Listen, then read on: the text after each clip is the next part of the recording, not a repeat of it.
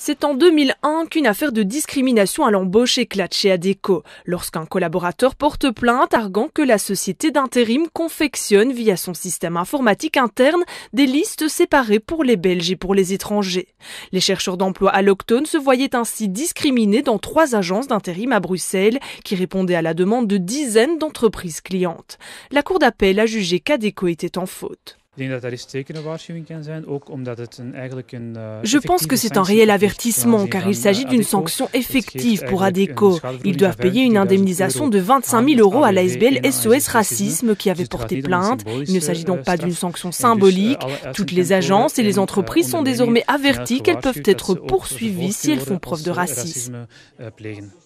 La FGTB a suivi le dossier pendant des années, également lorsqu'Adecco a interjeté appel contre le premier jugement en 2011. La FGTB a jugé qu'il s'agissait de discrimination à grande échelle avec l'usage systématique de codes racistes et discriminants. Le code blanc-bleu belge, par exemple, que l'on utilise normalement en parlant de bovins, a ici été transposé aux humains. On voulait arrêter au plus vite ces pratiques dans le secteur de l'intérim.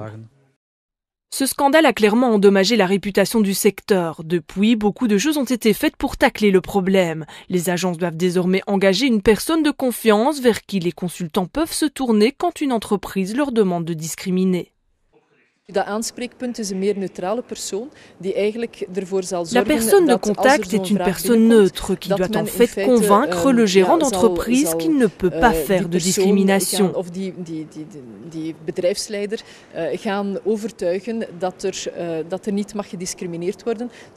Il agira de manière très ferme. De cette façon, la pression commerciale sur le consultant diminue également.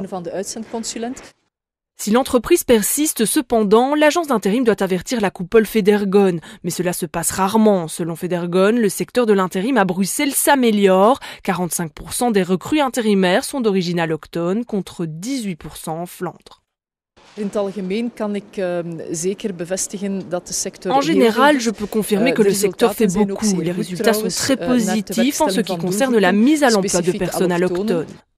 Au Centre de l'égalité des chances, il y a également peu de plaintes. 42 dossiers ont été recensés pour 2014. Il s'agit de discrimination difficile à prouver. Une enquête anonyme de Federgon de 2011 y était pourtant parvenue. Plus d'une agence sur 4 semblait discriminée. Selon la FGTB, il faut réitérer cette enquête. Je me souviens que Federgon avait dit que c'était encourageant mais insuffisant. Selon moi, ce n'est pas encourageant mais insuffisant. Pour moi, c'est alarmant. Il faut continuer à surveiller cette problématique dans le secteur, surtout après ce qui est sorti récemment sur les sociétés de titres-services.